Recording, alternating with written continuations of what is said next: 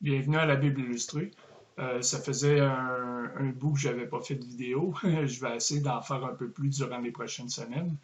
Cette semaine, je vais continuer sur la parabole du sommeur. Quand je dis je vais continuer, c'est que la dernière vidéo était sur la parabole de la perle et je vais continuer sur la parabole du sommeur. C'est une parabole que les gens croient que c'est assez facile à comprendre, mais pas nécessairement.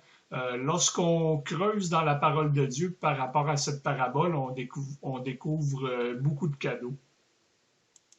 On va commencer. Matthieu chapitre 13, verset 3. Et il leur dit plusieurs choses par des paraboles, disant, voici un sommeur sorti pour semer. Et comme il semait, quelques grains tombèrent le long du chemin, et les oiseaux vinrent et les dévorèrent. D'autres tombèrent sur les endroits pierreux où il n'avait pas beaucoup de terre, et ils levèrent aussitôt parce qu'ils n'avaient pas une terre profonde. Mais le soleil s'étant levé, ils furent brûlés, et parce qu'ils n'avaient point de racines, ils séchèrent. Et d'autres tombèrent parmi les épines. Et les épines montèrent et les étouffèrent. Mais d'autres tombèrent dans la bonne terre et produisirent du fruit, un grain 100, un autre 60 et un autre 30. Donc, j'ai lu cette parabole et beaucoup de gens croient que les paraboles sont juste des histoires allégoriques, qui n'ont pas vraiment de signification, mais comme je vous ai expliqué dans les vidéos précédentes, on doit prendre la Bible littéralement. Donc, vous allez me demander comment on fait pour prendre une parabole de façon littérale. C'est que la Bible, c'est un livre littéral. Si ça dit noir, ça veut dire noir. Par contre, lorsqu'on arrive à une parabole, c'est plus difficile de déchiffrer le sens littéral de la parabole.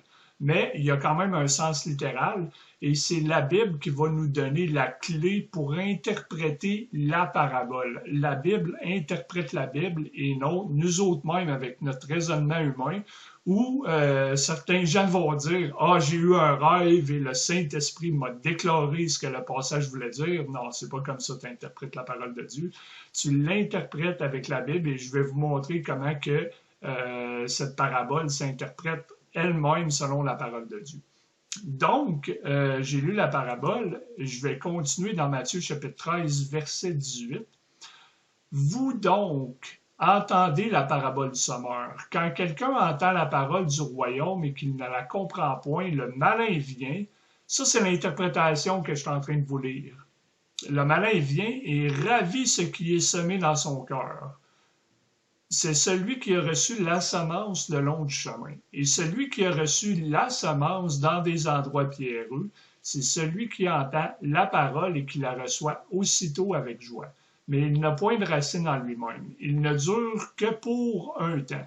Et lorsque la tribulation ou la persécution survient à cause de la parole, il est aussitôt scandalisé. Et celui qui a reçu la semence parmi les épines, c'est celui qui entend la parole, mais les soucis de ce monde et la séduction des richesses étouffent la parole. Et il devient infructueux.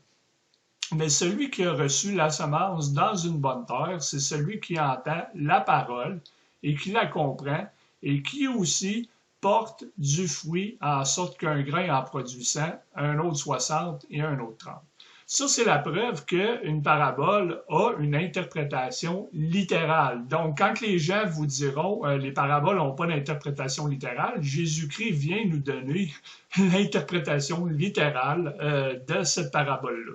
Donc, ça veut dire que les autres paraboles dans la parole de Dieu ou que le Seigneur ne donne pas d'interprétation littérale, on peut en trouver l'interprétation littérale. Par contre, lorsque vous creusez cette parabole-là, vous pouvez découvrir d'autres choses que le Seigneur nous a pas dit.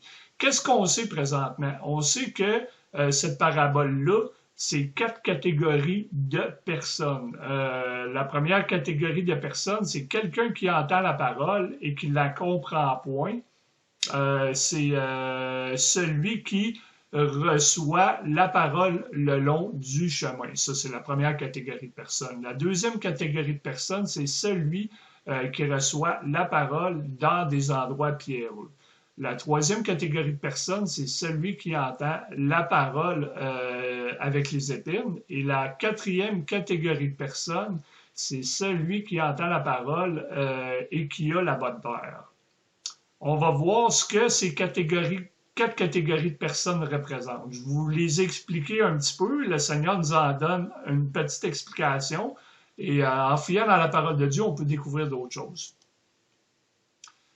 Premièrement, comme je vous ai dit, la semence, c'est la parole. La Bible nous le dit dans le passage. Donc, on n'a pas à se dire la semence, c'est des patates ou des champignons. On sait que c'est la parole. Le chemin et endroit pierreux n'ont pas de racines. C'est ce que la parabole nous dit. Et les épines ont des racines, mais c'est non fructueux. Et la bonne terre a du fruit. Ce que je veux dire par rapport à ça, c'est que je l'ai un peu résumé, mais si vous regardez la parabole plus en détail, vous allez découvrir que les deux premières catégories de personnes n'ont pas de racines.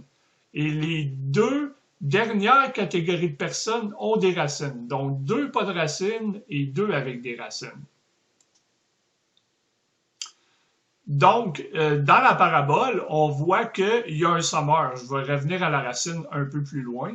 Dans la parabole, on voit qu'il y a un sommeur. Comment tu fais pour découvrir qui est le sommeur? La Bible, encore une fois, interprète la Bible. Donc, la Bible va nous dire c'est qui le sommeur. Dans Jérémie, chapitre 31, versets 27 et 28, « Voici les jours viennent, dit l'Éternel, que j'ensemencerai la maison d'Israël et la maison de Juda, d'une semence d'homme et d'une semence de bête. Et comme j'ai veillé sur eux pour arracher, pour démolir, pour détruire, pour perdre et pour nuire, ainsi je veillerai sur eux pour bâtir et pour planter, dit l'Éternel. » Dans le contexte, le Seigneur, il va ensemencer la maison d'Israël, okay, pour détruire. Fait que le contexte, c'est pas bon. Mais, à la fin, il dit, je veillerai sur eux pour bâtir et pour planter, dit l'Éternel. Donc, on voit que le sommeur, c'est le Seigneur. Donc, le Seigneur, Dieu, est venu semer la parole, qui est la parole de Dieu, dans une terre qui est dans le cœur. On voit que l'interprétation de la terre dans la parabole, si vous la relisez dans Matthieu chapitre 13, dans Marc chapitre 4, et dans Luc chapitre 8, vous allez découvrir cette parabole-là dans les trois évangiles différents. Vous allez découvrir que la terre, c'est le cœur. Donc, qu'est-ce qu'on sait? On sait que le semeur, c'est Dieu. On sait que la semence, c'est la parole. Puis on sait que la terre, c'est le cœur. Qu'est-ce qu'on découvre d'autre? Dans Romains chapitre 11, verset 16, la parabole ne nous dit pas c'est quoi la racine, mais le Seigneur non plus ne nous le dit pas, mais Romains chapitre 11, verset 16 nous le dit, c'est quoi la racine. Dans Romains chapitre 11, verset 16, « Car si les prémices sont saintes, la masse l'est aussi. Et si la racine est sainte, les branches le sont également. » Donc, on découvre que la racine de la racine dans les deux dernières terres, c'est Jésus-Christ. Donc, si on résume, deux terres qui n'ont pas de racines, deux terres qui ont des racines. Les deux premières terres qui n'ont pas de racines, c'est des gens qui entendent la parole et ça ne prend pas racine. Donc, ces gens-là ne sont pas sauvés. Par contre, dans les deux dernières terres, c'est des gens qui entendent la parole de Dieu et qui portent racine. Donc, ça veut dire que ces deux catégories de gens-là sont sauvés dans l'évangile de Luc. Parce que dans l'évangile de Luc, ça parle de royaume de Dieu. Tandis que dans l'évangile de Matthieu, ça parle de royaume des cieux.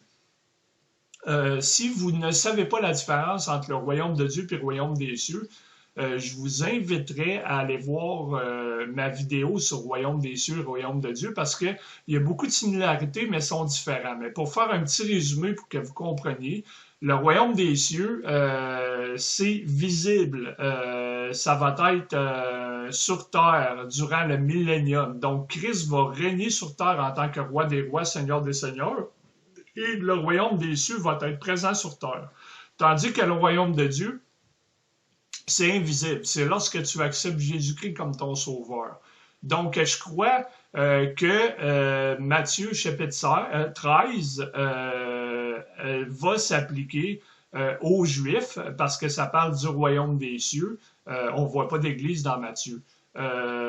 Donc, dans Matthieu chapitre 13, comme je vous disais, ça va s'appliquer aux Juifs durant le millénium. Donc, durant le millénium, si vous lisez les 2 premières terres, OK, les 3 premières terres n'ont aucun fruit. Donc, c'est seulement la dernière terre qui a du fruit. Et durant le millénium, les Juifs qui vont avoir du fruit, qui vont avoir des œuvres, ces gens-là vont pouvoir être sauvés. Parce que durant le millénium, tu es seulement sauvé par des œuvres. Tandis que la parabole de Luc, les 2 dernières terres semblent qu'ils ont du fruit. Parce qu'il y en a une qui dit que la terre avec les épines, que ça ne porte pas un fruit à perfection. Comparativement à la dernière terre qui dit que un porte 100, l'autre porte 60 et l'autre porte 30. Donc celui-là qui entend la parole et que les problèmes de la vie courante, qui sont les épines, éteignent la parole, elle a quand même un fruit, mais c'est pas un fruit qui est à perfection. Donc, ça nous, probablement, ça nous catégorise l'Église parce que ça parle de royaume de Dieu. Et royaume de Dieu, Romain nous définit que c'est la paix et la joie dans le Saint-Esprit et que le royaume de Dieu, c'est invisible. Donc, le royaume de Dieu, c'est présentement, lorsque tu acceptes Jésus-Christ comme ton sauveur, tu es transposé dans le royaume de Dieu lorsque tu es transposé dans le corps du Christ. Donc, je l'ai expliqué, mais je vais vous le dire. Dans Matthieu, le royaume des cieux, ben, il y a des épines, mais il n'y a pas de fruits. Ça, c'est la 3e terre. Comparativement à Luc, le royaume de Dieu, qui a des épines avec des fruits, mais qui ne sont pas à maturité. Je vous inviterai à relire ces 2 paraboles-là et vous allez voir la différence. Donc, dans Luc, chapitre 8, verset 12, ceux qui la reçoivent le long du chemin sont ceux qui l'entendent, mais le diable vient qui ôte la parole de leur cœur, de peur qu'en croyant, ils ne soient sauvés. Donc, ça prouve clairement ce que je viens de vous dire, que cette catégorie de personnes-là qui entendent la parole le long du chemin, l'entendent, mais après ça, le diable ou des mauvais esprits viennent et prennent la semence de la parole de Dieu. Et cette semence-là n'a pas le temps de prendre racine et ces gens-là ne sont pas sauvés. La 2e catégorie ne sont pas sauvés non plus. Ceux qui la reçoivent sur un rocher sont ceux qui, ayant entendu la parole, la reçoivent avec joie, mais ils n'ont point de racine. Ils ne croient que pour un temps, et quand la tentation survient, ils se retirent. Donc, ces gens-là reçoivent la parole sur un rocher, OK? Mais ces gens-là ne sont pas sauvés non plus. La 3e catégorie maintenant, je vous ai fait le parallèle dans Luc et dans Matthieu pour que vous le voyez. Je vais lire dans Luc en premier. Et ce qui est tombé parmi les épines sont ceux qui, lorsqu'ils ont entendu la parole, s'en vont et sont étouffés par les inquiétudes et par les richesses et par les voluptés de cette vie, de sorte qu'ils ne portent point de fruits qui viennent à maturité. OK? Ça semble dire que, parce que c'est de la manière que c'est écrit pareil, que ça porte un fruit, mais ce fruit-là ne vient pas à la maturité. Donc, ça montre que la parabole dans Luc, la parabole du semeur, s'adresse à une catégorie de gens qui est différente de la parabole de Matthieu. Donc, ils sont sauvés, mais ils n'ont pas un bon fruit. Comparativement à Matthieu, chapitre 13, verset 22, et celui qui a reçu la semence parmi les épines, c'est celui qui entend la parole, mais les soucis de ce monde et la séduction des richesses étouffent la parole et il devient infructueux. Donc, ces gens-là sont sans fruit comparativement à Luc, qui ont un fruit, mais qui n'est pas à maturité. C'est pour ça que je vous disais, ça c'est une autre étude en tant que telle, mais que généralement, Matthieu, c'est le thème de ce livre-là, c'est le royaume. Et c'est un livre comment je pourrais dire ça, qui ont une application doctrinale pour les Juifs. Beaucoup de choses sur le millénium et sur la tribulation dans ce livre-là. Donc, durant le millénium, les Juifs qui vont entendre la parole, OK, les 3 premières catégories, ils n'ont pas de fruits. Donc, probablement qu'ils ne sont pas sauvés. Parce que durant le millénium, tu es sauvé seulement par tes œuvres. Donc, tu as besoin de faire des œuvres. Donc, ce serait seulement la dernière catégorie de gens qui seraient sauvés dans Matthieu chapitre 13, verset 22. Matthieu chapitre 13. Pas juste d'un verset, parce qu'il y a 4 catégories. Les 4 catégories sont dans plusieurs versets. Là. Comparativement à Luc, que dans Luc, OK, la dernière catégorie apporte du fruit. Un 100, l'autre 60 et l'autre 30, mais l'avant-dernière catégorie aussi porte du fruit qui ne vient pas à maturité. Donc, ça s'appliquerait plutôt à nous durant la dispensation de la grâce, où que c'est possible d'avoir un bon fruit, puis c'est possible pour un chrétien d'avoir un fruit tout croche, puis d'être sauvé pareil. Puis moi, j'en connais des chrétiens personnellement là, qui ont une mauvaise vie, mais qui ont accepté Jésus-Christ comme leur Seigneur. Et ça prendrait son sens en rapport à ça. Peut-être même aussi, mais ça, c'est dur à voir, là, mais je le crois personnellement. Parce qu'on n'est pas sauvé par les œuvres durant la dispensation de la grâce, donc que tu pourrais être sauvé puis porter aucun fruit. Parce que si Luc chapitre 8, verset 14 dit que les richesses est par la volupté de cette vie de sorte qu'il ne porte point de fruits qui viennent à la maturité, l'autre interprétation qu'on pourrait dire, c'est que il y avait un fruit, puis éventuellement, ce fruit-là disparaît, puis il ne vient pas à maturité, mais dans le sens que il porte point de fruits. Donc, on peut l'interpréter comme ça quand on lit aussi. Donc, ça voudrait dire que la dernière catégorie de personnes a la racine, OK, mais il ne porte pas un fruit qui vient à la maturité parce que si ça parle de fruits, ça veut dire qu'il y a une racine. Donc, ces gens-là sont sauvés en Christ, mais ne portent aucun fruit. Donc, ça va contre 90% de qu'est-ce que les pasteurs enseignent puis qui vont dire que si tu es sauvé, tu vas porter du fruit. Parce que dans ce cas-là, ça voudrait dire qu'un chrétien pourrait être sauvé et porter aucun fruit. Dans Luc chapitre 8, verset 15, « Mais ce qui est tombé dans une bonne terre, ce sont ceux qui, ayant entendu la parole avec un cœur honnête et bon, la retiennent et portent du fruit avec patience. » Donc, la dernière catégorie de personnes, c'est des gens qui portent un bon fruit. Un 100, l'autre 60 et l'autre 30. Donc, c'est clairement la catégorie de chrétiens dans laquelle que tu voudrais être si tu es sauvé, parce que ces gens-là portent un bon fruit. Je vous ai donné mon interprétation de la parabole du semeur. Je vous ai démontré aussi que la Bible interprète la Bible, mais aussi j'ai voulu vous montrer que c'est pas parce que j'enseigne la parole de Dieu que j'ai toutes les réponses par rapport à la parole de Dieu. Il y a des choses qui semblent simples dans la parole, mais lorsque l'on recherche et qu'on creuse, on se rend compte que c'est pas si évident à essayer d'interpréter lorsque tu creuses les 4 catégories de gens.